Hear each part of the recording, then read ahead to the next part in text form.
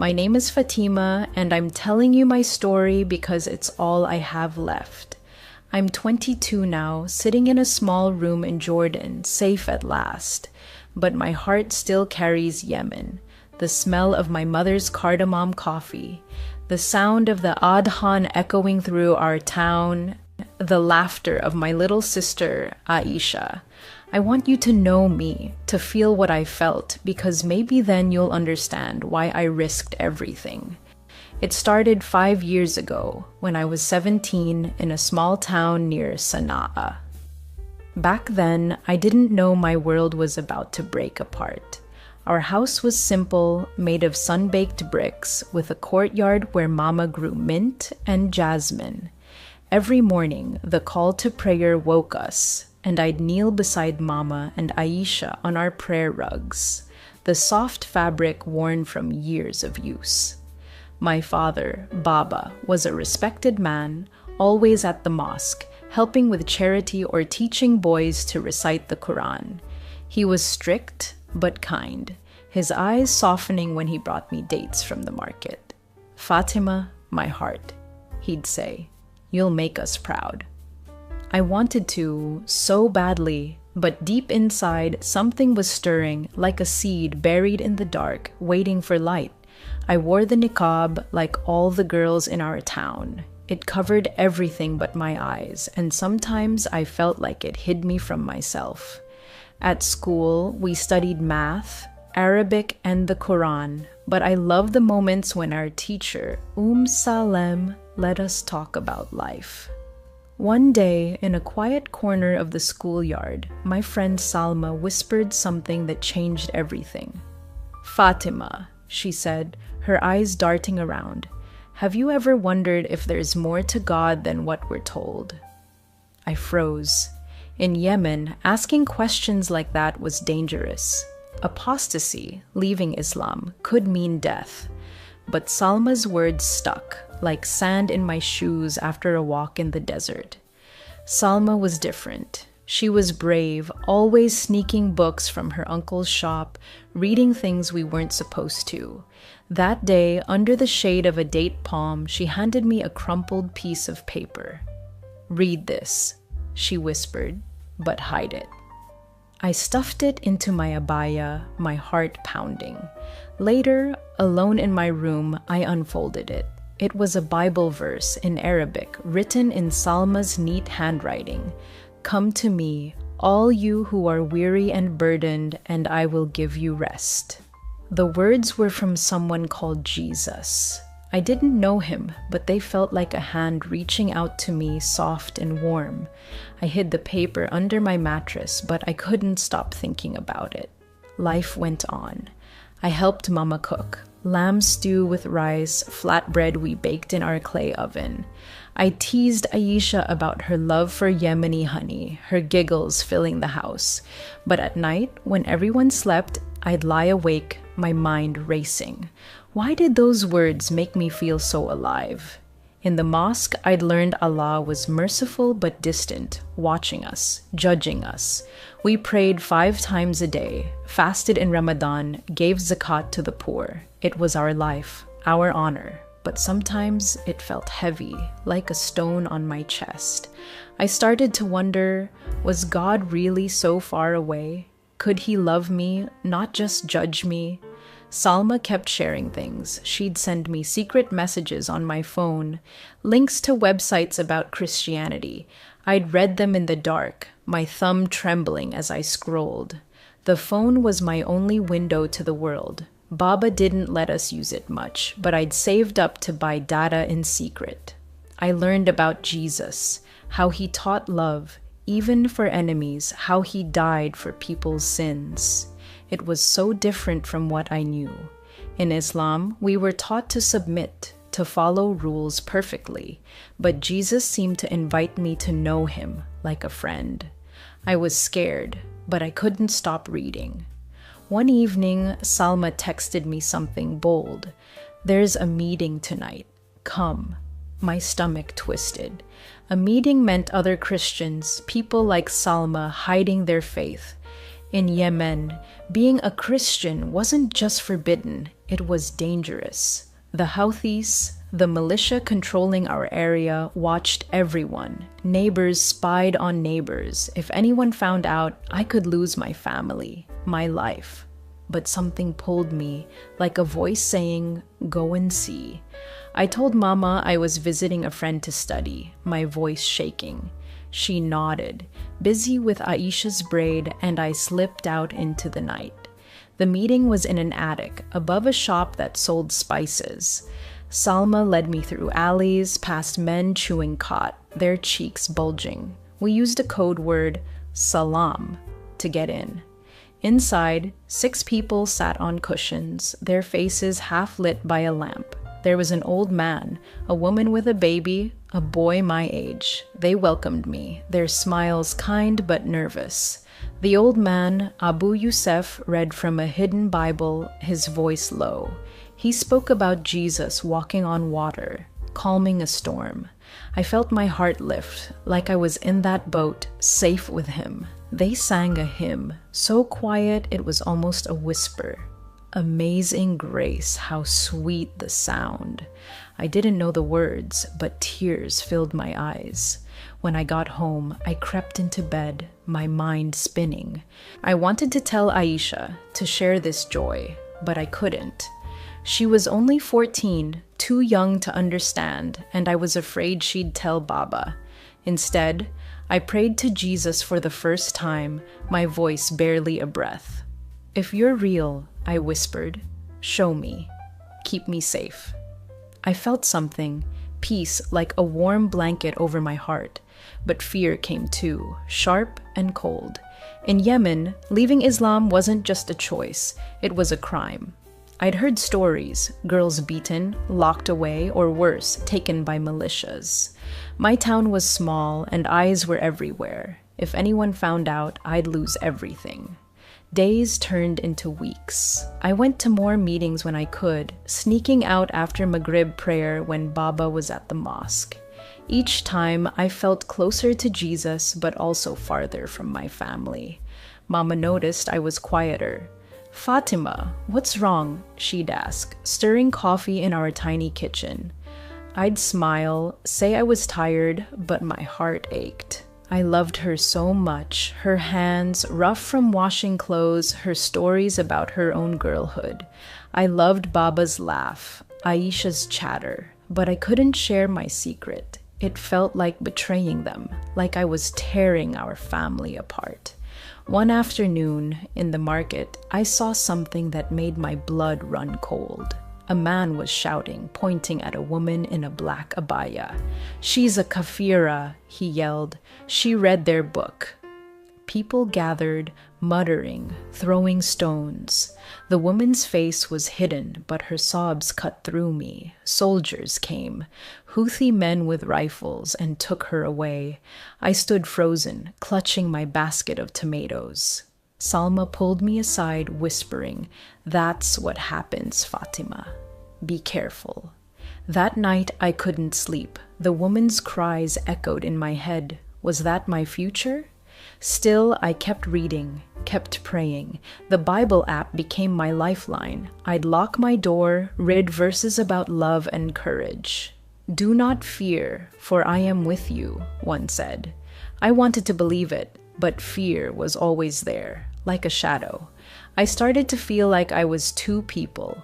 The Fatima who prayed with her family, who wore the niqab and smiled at neighbors, and the Fatima who loved Jesus, who dreamed of a God who saw her heart. I didn't know how long I could keep them separate. One night, I made a choice. I was alone, the house quiet except for the hum of crickets outside. I knelt by my bed, not on a prayer rug, but on the cold floor. I spoke to Jesus, my voice shaking. "I believe in you," I said. "You're my savior. I'm yours." It felt like a vow, like stepping off a cliff. Joy filled me, but so did dread. I was a Christian now in a place where that could mean death. I hid my phone, crawled into bed, and pulled the blanket tight as if it could protect me from what was coming. Looking back, I see that moment as the start of everything, my heart's light, my fire. I didn't know then how much I'd lose, how much I'd suffer, but I also didn't know how strong I'd become or how Jesus would carry me through. That night, I was just a girl, holding a secret bigger than myself, praying for courage in a world that felt ready to crush me. I used to think love could hold a family together, no matter what. I'd watch Mama knead dough for our bread, her hands steady and feel safe. I'd listen to Aisha hum songs from the radio, her voice bright as the stars over Sana'a, and believe nothing could break us. But when my secret came out, I learned love can bend, twist, even shatter under fear. I'm telling you this, whoever you are, because I need you to know how it felt to lose everything for what I believed. In 2023, after turning 18, my world fell apart. The months after I gave my heart to Jesus were like walking on a tightrope. Every day I played two roles: the dutiful Muslim daughter who prayed with her family and the hidden Christian who read the Bible on my phone at night. I'd lock my door, pull the blanket over my head, and open the app Salma showed me. The words were my anchor. I am the way, the truth, and the life, Jesus said. They gave me peace, but also fear. Yemen wasn't a place for secrets like mine. The Houthis were everywhere, their checkpoints dotting our town, their eyes watching for anyone who strayed. I'd seen what happened to that woman in the market, dragged away for reading their book. Her sobs still haunted me. I got bolder, maybe too bold. Salma kept inviting me to secret meetings in attics or basements where we'd whisper hymns and share stories about Jesus. Each time, I felt his presence, like a warm hand on my shoulder. But getting there was terrifying. Sneaking past neighbors chewing khat, their voices loud in the alleys, or dodging Baba's questions about where I'd been. Studying, I'd lie, my heart pounding. Mama started watching me closer.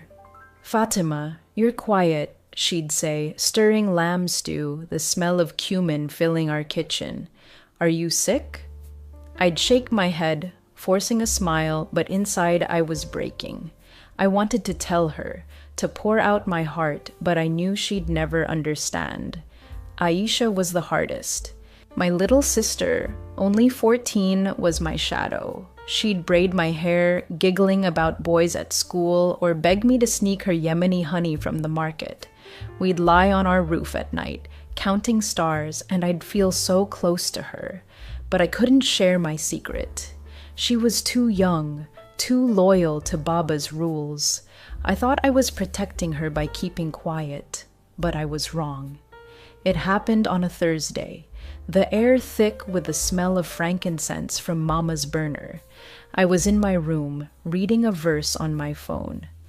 "Blessed are those who are persecuted for righteousness' sake." I didn't hear Aisha come in. She was supposed to be at Quranic class, but there she was, staring at my screen. "Fatima, what's that?" she asked, her voice sharp. I fumbled, locking the phone, but her eyes were wide, hurt. "Is that the Bible?" The word sounded like a curse in her mouth. I begged her to stay quiet, tears stinging my eyes. "Aisha, please, it's not what you think." But she backed away, shaking her head. "You're reading their book," she whispered, like I'd betrayed her. I thought she'd keep my secret. She was my sister, my heart. But fear is stronger than love sometimes. That night, I heard her crying to Mama in the kitchen. "Fatima's reading bad things," she sobbed. "She's not one of us anymore." My stomach dropped. I wanted to run, to explain, but before I could, Baba stormed into my room. His face was stone, his eyes burning. "Show me your phone," he demanded. I hesitated, and he grabbed it, smashing it on the floor. "Kafira," he shouted. "Infidel." The word cut like a knife. He slapped me hard and I fell, my cheek stinging. "How could you shame us?" he yelled. Mama stood in the doorway, tears streaming, clutching her tasbih beads. "Fatima, why?" she whispered. They locked me in my room, the bolt clicking like a prison door. I heard them arguing downstairs, Baba's voice loud, Mama's soft and broken. Aisha didn't come near me. I sat on my bed, hugging my knees, praying to Jesus. "Help me," I whispered. "Don't leave me." I felt him there, but the fear was louder. I knew what happened to girls like me. In our town, apostasy wasn't just a sin, it was a crime. Neighbors talked, and the Houthis listened. I'd heard whispers of girls taken, beaten, or worse, for less than what I'd done. The next morning, Baba came in, his face hard but his hands shaking. "Recant," he said. "Say you're Muslim and we'll fix this." I wanted to, for him, for Mama, for Aisha. I loved them so much it hurt. But when I opened my mouth, the words wouldn't come. Instead, I heard myself say, "I believe in Jesus." Baba's eyes widened like I'd stabbed him. He grabbed my arm, dragging me to the courtyard. "You're no daughter of mine," he said, his voice breaking. Mama sobbed, pulling Aisha close. My sister wouldn't look at me, her face buried in Mama's abaya. I thought that was the worst of it, losing them. But then the trucks came. It was dusk, the adhan calling from the mosque. I heard tires crunching outside, then boots on our doorstep. Men in green scarves, Houthi militiamen, burst in, their rifles glinting. "Where's the kafira?" one shouted. Baba pointed at me, his face blank, like he didn't know me. Mama screamed, but they pushed her aside. They tied my hands, rough rope biting my skin, and blindfolded me. I heard Aisha crying, "Fatima!" But no one stopped them. They dragged me outside, the cool night air hitting my face, and threw me into a truck. The engine roared, and my home, my family, my life faded into the dark. I don't know how long we drove. Hours, maybe. The blindfold was tight, the air thick with dust and fear. I prayed silently, "Jesus, be with me." The truck stopped, and they pulled me out, my legs shaking. They took off the blindfold, and I saw a compound, high walls, barbed wire like a prison. Men with guns stood everywhere, their faces hard. A man stepped forward, tall with a beard and cold eyes. "I'm Omar," he said. "You've shamed your faith, your people. You'll answer for it." His voice was calm, but it scared me more than Baba's shouting. I wanted to scream, to run, but my body wouldn't move. They pushed me into a cell, a small room with a dirt floor and one high window. The door slammed shut, the lock clanging. I sank to the ground, my niqab damp with tears. I thought of Mama's hands, Aisha's laugh, the way Baba used to carry me on his shoulders when I was little. They were gone now, and I was alone. I pulled my knees to my chest, whispering a hymn Salma taught me. "Amazing grace, how sweet the sound." The words were shaky, but they kept me from breaking. Omar came the next day. He sat across from me, a table between us, his rifle leaning against the wall. "You've read their book," he said, like it was poison. "You've turned from Allah. Why?" I didn't know what to say. I was trembling, my throat dry. I found peace," I whispered. "Jesus loves me." His face twisted like I'd insulted him. "You're a traitor," he spat. "Recant or you'll suffer." I thought of the woman in the market, her sobs. I thought of Jesus on the cross, suffering for me. "I can't," I said, my voice barely audible. "I believe in him." He stood, his shadow falling over me. "You'll learn," he said. Then he nodded to a guard who grabbed me. They took me to another room, darker, colder. The guard hit me, once, twice, my head spinning. Pain burned through me, but I didn't scream. I prayed instead, silently, "Father, forgive them." It was all I had left. They left me there, bruised and aching, the door locking me in darkness. I curled up on the floor, my body shaking, but my heart held tight to Jesus. I didn't know how long I'd survive, but I knew I wasn't alone. That was the start of my fire. The moment I lost everything, my family, my home, my safety. But it was also when I learned what faith really means. It's not just words or prayers. It's choosing to hold on even when the world turns against you. I didn't know what Omar would do next, or if I'd ever see Aisha again. But as I lay there, in that cold cell, I felt a small light inside me, like a candle that wouldn't go out. It was Jesus, and he was all I had. Darkness has a way of swallowing you whole, like you're sinking into a well with no bottom. In that cell, I learned what it meant to be truly alone, yet never alone. It was 2023 and I was 18, locked in a Houthi compound somewhere in Yemen. My family was gone, my home a memory, but my faith was a tiny flame flickering in the dark. The cell was small, with a dirt floor that smelled of damp earth and fear. A single window, high up, let in slivers of light, just enough to remind me there was a world outside. The walls were rough, scratched with marks from others who'd been here. I wondered who they were, what they'd done. Were they like me, caught for believing in something forbidden? The guards gave me a thin mat to sleep on, a bucket for a toilet, and a cup of water with stale bread once a day. My body ached from the beatings, my cheek still swollen from that first day with Omar. But the pain in my heart was worse. Losing Mama's smile, Baba's pride, Aisha's laughter. My sister's face haunted me, her voice saying, "You're not one of us anymore." They wanted me to break, to say I was Muslim again, to spit on Jesus. Omar came often, sitting across from me in that cold room, his eyes like knives. "You're young, Fatima," he'd say, his voice smooth but cruel. "You can still save yourself. Recant." I'd shake my head, my throat too tight to speak. I remembered a verse Salma taught me. If God is for us, who can be against us? It was all I had to hold on to. Each time I refused, the guards would come. They'd hit me, sometimes with their fists, sometimes with a stick. They'd pull my hair, drag me across the floor. They did things I can't say, things that left me curled up, sobbing, feeling dirty and broken. But I wouldn't let them touch my heart. I'd pray, whispering, "Jesus, stay with me."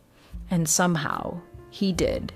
The worst wasn't the pain, it was the shame.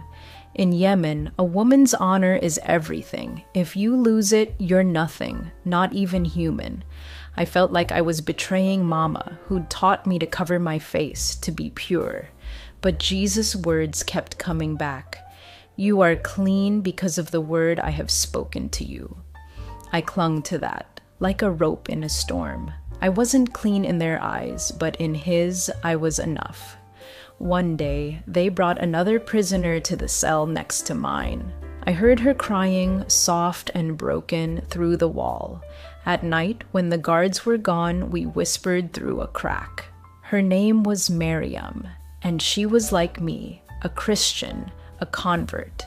She was older, maybe 30, with a voice gentle but tired. "They took my children," she told me, her words heavy with grief. "My husband divorced me when he found out. The Houthis came after." Her story broke my heart. She'd lost everything for Jesus, just like me. But she wasn't angry. She was strong. "He's worth it, Fatima," she whispered. "He's with us, even here." Maryam became my light in that dark place. We'd talk at night when the compound was quiet except for the wind rattling the barbed wire. She told me about her life before, how she'd been a teacher, how her son loved drawing birds, how she'd found Jesus through a secret radio program. She taught me a new hymn, "What a Friend We Have in Jesus," and we'd sing it so softly the guards couldn't hear. Her voice was shaky, but it held me together. I told her about Aisha, how I missed her giggle, how I wished I could explain why I chose this path. Mariam listened, then said, "God sees your heart, Fatima. He'll carry your love to her." I cried then, not from pain, but from hope. The guards didn't like us talking. They'd bang on the walls, shouting, "Shut up, Kufar." But we found ways, tapping codes, passing notes on bits of cloth. Mariam gave me a verse to memorize. "The Lord is my shepherd, I shall not want." I'd repeat it when the guards came, when the pain was too much. It was like Jesus was walking beside me, leading me through that valley of death. Mariam and I prayed together, not out loud, but in our hearts. I felt her strength, and it made me stronger. But Omar wasn't done with me. One day he came to my cell, his face different, not angry, but proud, like he'd won something. "You're stubborn, Fatima," he said, leaning close, "but I'll fix you." He told me I'd marry him, that it would cleanse my sin, make me his.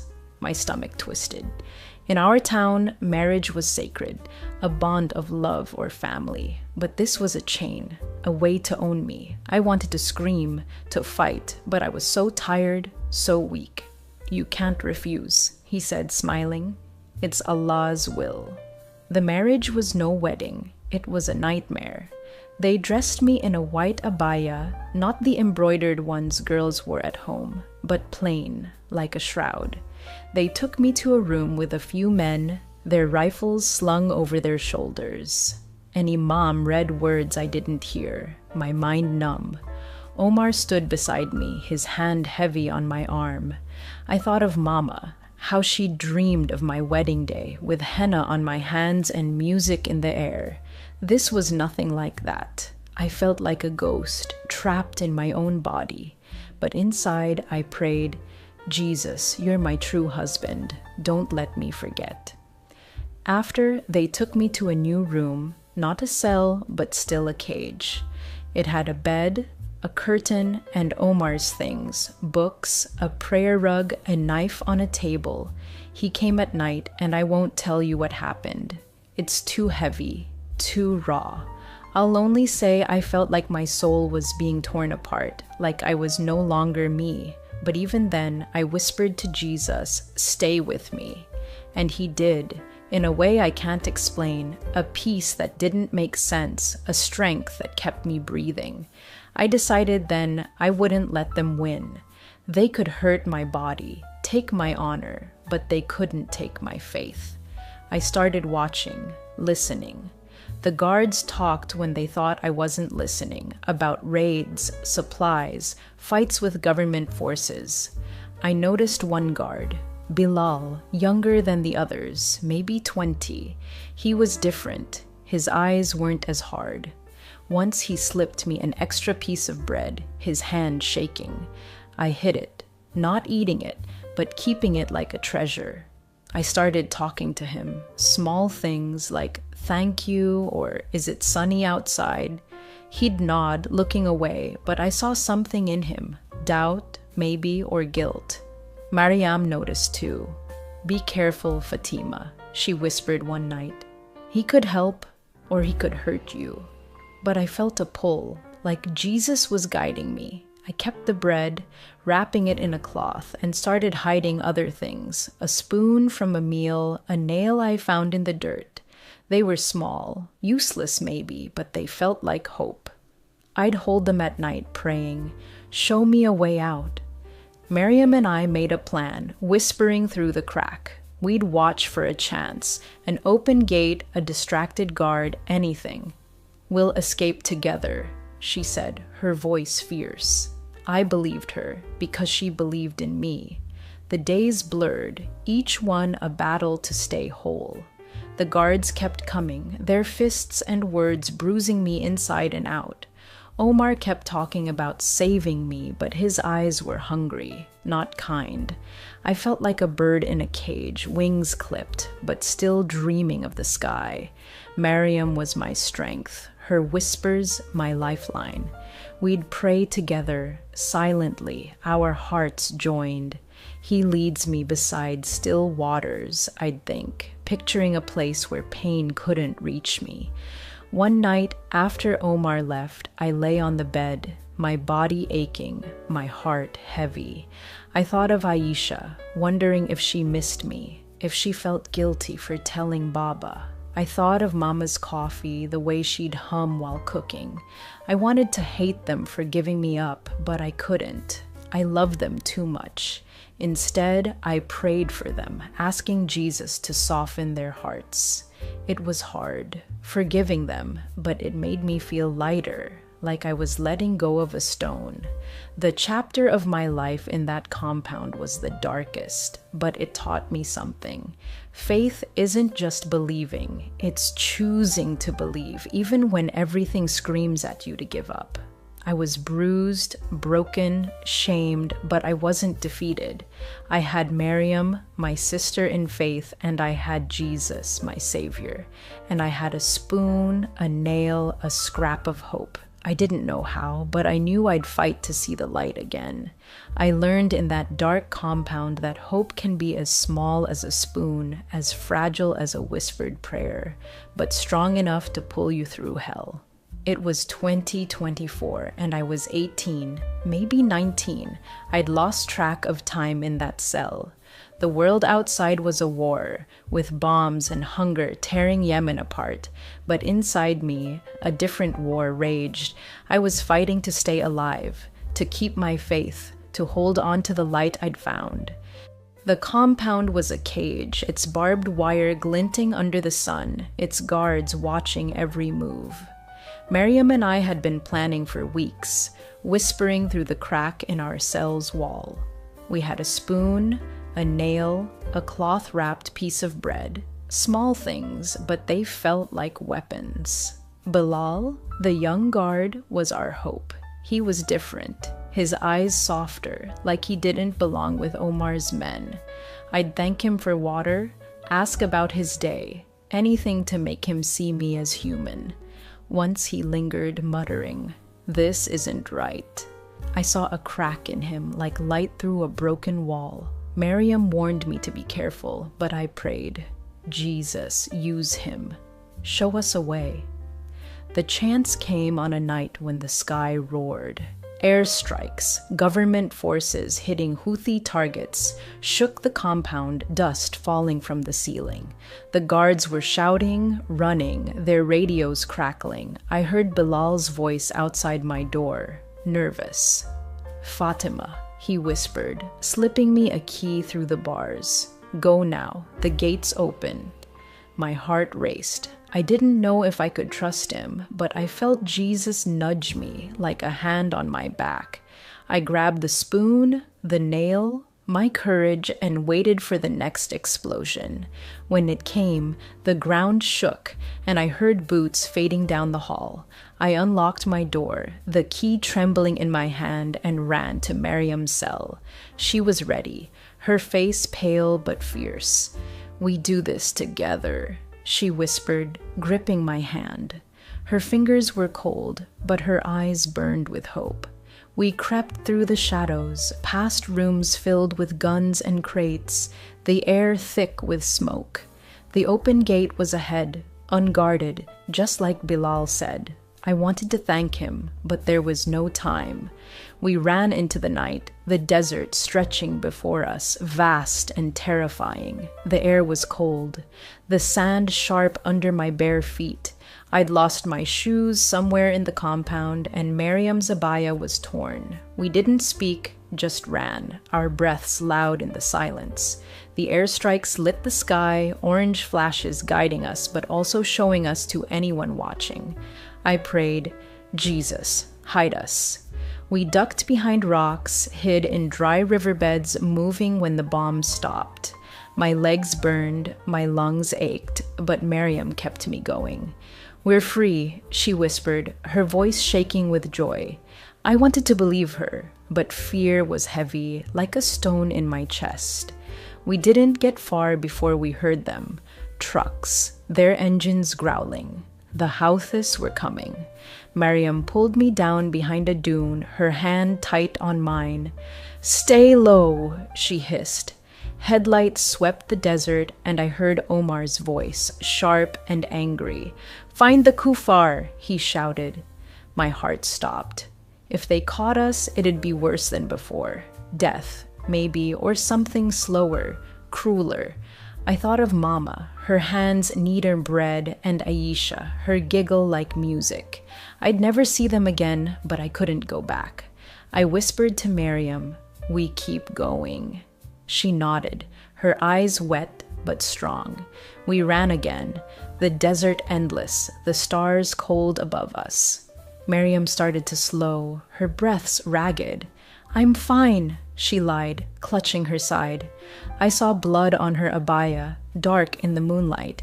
She'd been hurt, maybe in the compound, maybe from a fall. "Miriam, let me look," I begged, but she shook her head. "No time," she said. "Keep moving." I wanted to scream, to stop, but she was right. The trucks were closer, their lights like eyes hunting us.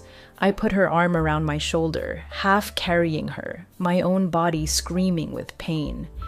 "Jesus, give me strength," I prayed. We reached a village at dawn, a cluster of mud houses, quiet except for a rooster crowing. Mariam was heavy now, her steps stumbling. I knocked on a door, my heart pounding. An old woman answered, her face wrinkled like a dried date. I begged for help, my voice breaking. "Please, they're after us." She hesitated, then pulled us inside, hiding us in a back room with sacks of rice. "The Houthis come here," she whispered.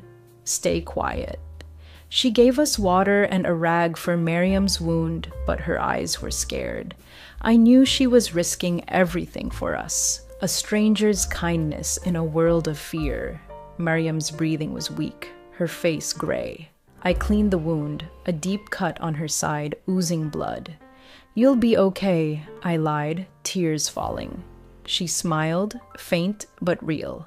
"Fatima, you're my sister," she said. "Jesus brought us together." She hummed our hymn. What a friend we have in Jesus, so soft I barely heard it. I sang with her, our voices trembling, holding each other in that tiny room.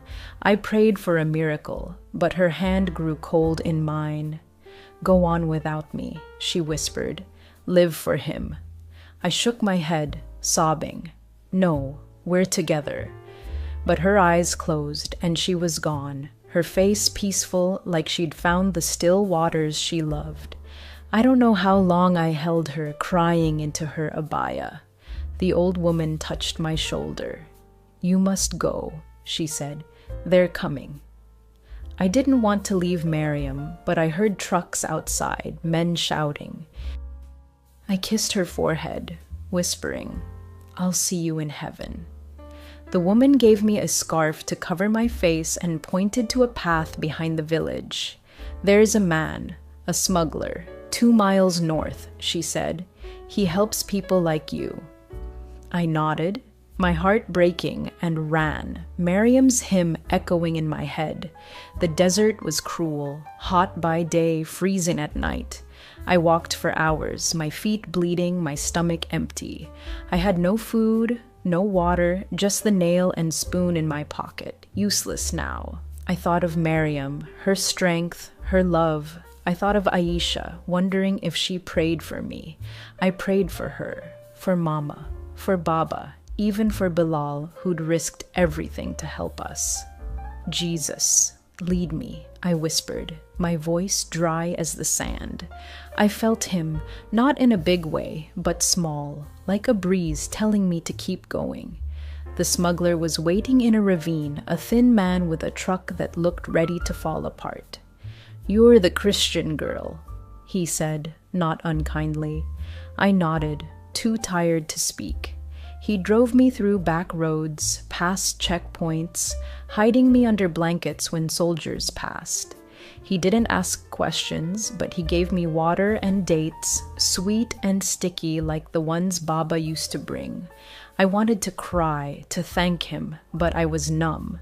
At one stop, another man joined us, saying the Houthis were close, searching for a runaway. I prayed harder. Hide me, Jesus. The journey took days, maybe a week. We crossed mountains, slept in caves, moved only at night. Once, a smuggler betrayed us, demanding more money we didn't have. I thought we'd be caught, but the first man argued, shoving him away. "She suffered enough," he said. I don't know why he fought for me, but I saw Jesus in him, in his rough hands and tired eyes. Finally, we reached the border with Jordan, a line in the sand that meant freedom. The smuggler stopped, pointing to a camp in the distance. "Go," he said. "You're safe now." I stumbled across the border, my legs giving out. I fell to my knees, the ground hard under me, and sobbed. I was free, but I'd lost so much: Miriam, my family, my home. The camp was crowded, full of refugees like me, their faces hollow with stories I'd never know. A woman in a headscarf gave me bread and a blanket, her smile kind but sad. I sat under a tent, the desert wind cold, and prayed. "Thank you, Jesus, for saving me, but why not Miriam?" I didn't understand, and maybe I never will, but I felt him there in my tears, in the sunrise painting the sky gold.